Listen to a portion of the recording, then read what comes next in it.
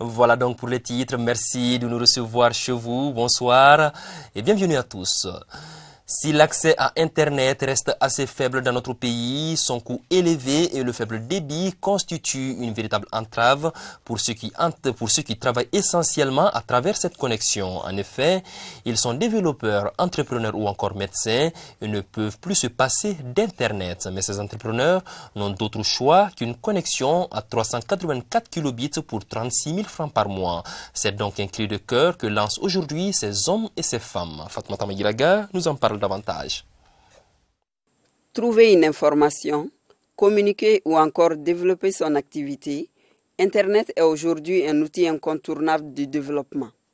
Mais son accès dans notre pays reste encore très faible, surtout pour des professionnels qui travaillent essentiellement à travers une connexion.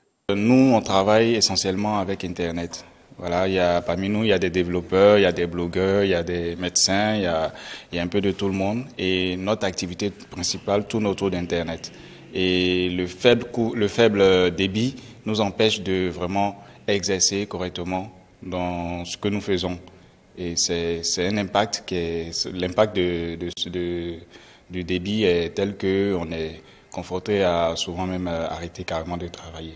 Une amélioration des services Internet qui nécessite l'implication des deux opérateurs de téléphonie au Mali, qui sont aussi les fournisseurs d'accès à Internet. Et on pense qu'ils peuvent faire mieux, vu ce qu'ils font déjà dans les pays environnants, tels que le Sénégal, la Côte d'Ivoire, où là-bas, les entrepreneurs sont plus à l'aise. Ils ont des connexions vraiment assez énormes, à des prix vraiment à la bourse de tout le monde. Si ces professionnels disent ne pas connaître les raisons de cette cherté, ils souhaitent cependant rencontrer tous les acteurs du secteur afin de trouver les meilleures solutions.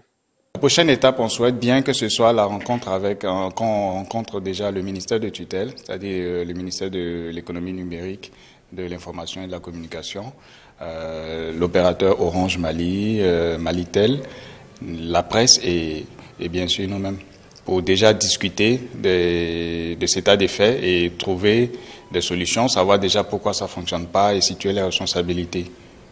L'Internet haut débit, à un coût accessible, c'est l'ambition de ces entrepreneurs qui entendent contribuer au développement économique de notre pays.